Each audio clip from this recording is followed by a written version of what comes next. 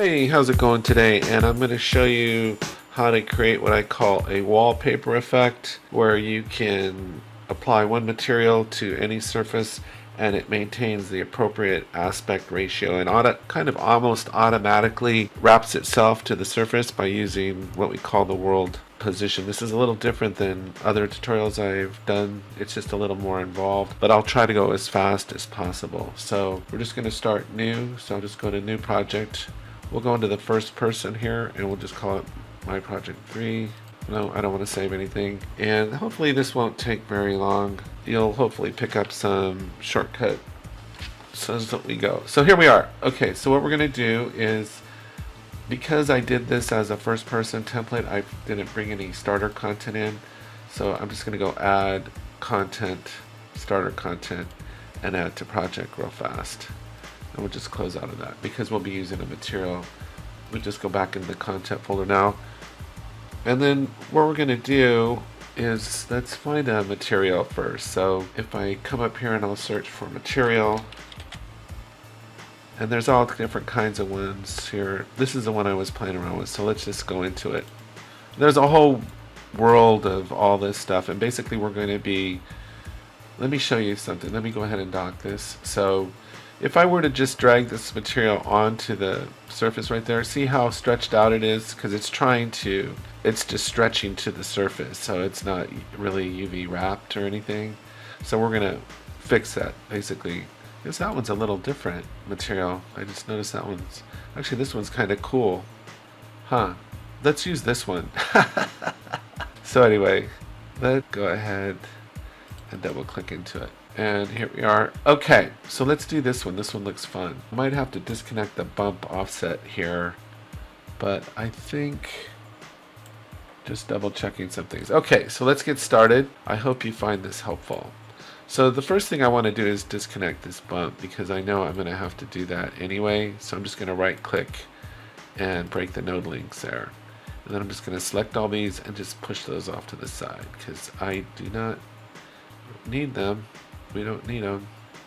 Not that we don't care about them. Okay, so to do this, there's quite a few little steps in this. So like I said, I'll try to go as fast as I can. So I appreciate you sticking with this. And this is a great thing to know, by the way. So anyway, we're going to right click and we're going to go search for world position. And there it is. I'll zoom in here a little bit. World position. And then we're going to need some masks. So I think we're going to need at least 5. So we'll try to copy and paste as much as possible. Component mask is what we need, and this separates out the channels that we need. So we need 5 of these. So we'll just go Control D, Control D, Control D, Control D, Control D. And so we made 5 of them. And that should be good. And then we just have to go, well, I made too many. And since we're at it, I'll delete that. We're going to need 2 lerp nodes and 2 if nodes. So we'll search for lerp, which is a funny name, linear interpolation. We'll hit Control D and make 2 of those. And then we're going to go, it's kind of like we're going grocery shopping. And then we need 2 if nodes.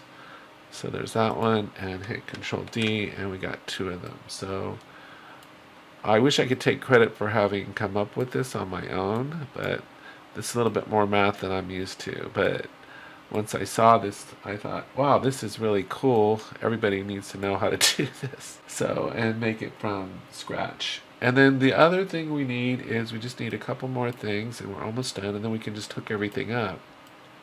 Then what we're going to do is we're going to need absolute values. So we'll go search ABS, and need 2 of those. Control D, got 2 of those. And then lastly, this is the shortcut keys that might be helpful for you to know, so I'm going to take a little tangent right here. If you hold down 1 and left click, that gives you, well, if you want to know what it is, you just hit Control Alt and it tells you what it is. So this is a constant, a single float value, right? You hit 2, you get 2 of them. You hit 3 and left click, you get 3 of them. And you hit 4 and click and you get 4 of them. So that's a real nifty shortcut to know. But we only need 1, this one here. And we need 6 of these, so I'm just going to hit Control D. 1, 2, 3, 4, 5. Okay, and then I'm just going to drag these over here, and Hopefully this will all make sense. We're performing a little bit of logic operations over here. So, and we'll put this up here. And like I said, you'll be rewarded for the effort that you're taking. So after you're done doing this, what I would say is go ahead and save this project so that you can reuse these nodes again. So you only have to do this once is what I'm saying. And as far as I know, that's everything that we need. So now we just need to hook everything up and adjust some values. So on this first mask, we just need the RG channels already set up. The second one, we need the GB. So we'll just come over here, click off that, and click that. On this one, we're going to need the R and the B. So we'll click off those. And these are just selecting out certain channels for us. On these, we just need the R channel. And on this one, we just need the G channel. That's all we need. Oh, there's one other thing we need, I forgot. Right click. We're going to need the vertex normal world space. This one right here. Okay. And so we're going to set all our values, and then we're going to go hook everything up. And hopefully that'll go pretty quickly. And then the last thing we need to do is just adjust our values here. So this first one's going to be 0.5. So just make this 0.5. And that's going to stay 0. This one is going to be 1. And then we do the same thing for these. We're going to do 0.5. And then we're going to leave that 0. And this one's going to be 1. Well, not 10, 1. 1. Gosh darn it. 1. Okay. 0.501, 0.501. Okay. Now, all we have to do is just hook this all up. So that wasn't too bad, was it? So we're just going to put this into here, this into here, this into here, and take this one and put this into there, this into there. Okay, and then we're going to put this is kind of a little different here, so let me make some adjustments here. We're going to put this into this absolute value, and this one into this absolute value. And we're going to, let me just scoot some of this out of the way here a little bit. You can rearrange this any way that you'd like. We're going to put this into B, and this goes into B. You can do it this way, so I don't have to do a reroute node like that.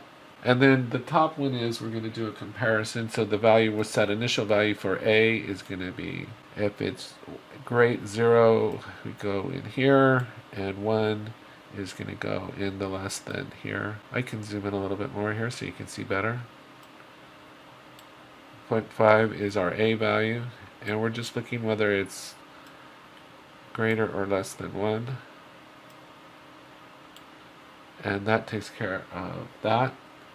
And now this is going to go into our alpha channels. So one of these goes in here to this alpha channel, and this one goes into this alpha channel here, like that. And let me just pull that down a little bit. And then all we have to do is just hook up these. So this one is going to go into the A. This one is going to go into the B. And this one is going to go, we're like almost doing a double interpolation here. And this one goes straight across into there. And as far as I can tell, that's it. So we can just select all of these. Let's drag these over here. And we're just going to hook these up to our UV channels. Oh, we got to do one other thing I forgot to mention is that we do have to, we're going to come up here and go divide. And we're going to set this to 300. And then we're going to pop this into here. Otherwise it'll be too small. Then what we can do is we can pop all these values in. So I'm going to disconnect this one, And we're going to plug this into all our UV values. So this goes in here, this goes in here, and this goes in here. And hopefully this will work. Okay. So there's our texture, everything. So we're going to hit apply. And we're going to go save. And like I said, I would recommend saving these nodes, all these ones here, so you don't have to do this all over again. But this is a real nifty feature now. So let's go into our first person map and see. You can already see what's happened. Let me come down in here a little bit better. So look, as we drag this on, it automatically maintains the aspect ratio pretty much. So it allows us to come in and automatically set up an environment that looks great really quickly. And there might be a few spots where it doesn't match 100%, but I don't think people are going to really get upset about it. So you can see what we can end up with because it's using the world position. It's almost like it's self-wrapping, you could sort of say.